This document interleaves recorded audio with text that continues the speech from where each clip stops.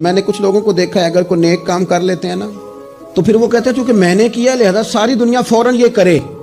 آپ یہ کیوں نہیں سمجھتے کہ رب نے آپ کو توفیق دی ہے تو آپ عاجز ہو جائیں اللہ کے بندے, آپ عاجزی اختیار کریں. وہ کہتے ہیں چونکہ میں کرتا ہوں لہذا میں اب اتنا بڑا آدمی ہوں تو فلانے بندے تو ٹھیک ہی نہیں. حضرت سعدی شیرازی کہتے ہیں کہ تہجد کا ٹائم تھا پرانے زمانے میں نا, لوگ مسافر اکثر رات مسجدوں میں آ کے گزارتے تھے تو کہتے ہیں مسجد میں لوگ سوئے ہوئے تھے سارے, تہجد کا ٹائم تھا, میں تہجد کی نماز پڑھ رہا تھا, میرے والد بھی ساتھ تھے, تو میں نے اپنے ابا جی سے کہا یہ دیکھو کتنے بد نصیب ہیں, نفلوں کا ٹائم ہے اور یہ سوئے ہوئے ہیں. تو فرماتے ہیں میرے والد کہنے لگے کاش تو بھی سویا ہی رہتا, لوگوں کے کپڑے تو نہ پھاڑتا.